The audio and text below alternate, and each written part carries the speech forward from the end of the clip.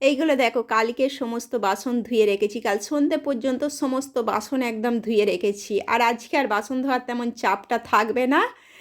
একদিন ছাড়া, ছাড়া আমি বাসন ধুই। তোমরা জানো আমার যেমন শরীর তেমন, আর এত সুন্দর বাসন ধোয়ার জায়গাটা করে ফেলেছি যে আমার আর কোনো অসুবিধাই হচ্ছে না। আর ওইদিকে দেখতে পেলে এক বালতি আমার কাঁচা ওয়াশিং মেশিনে শুকিয়ে নিচ্ছি বলে কোনো অসুবিধা নেই। হালকা একটু রোদ খাওয়ালেই হয়ে যাবে।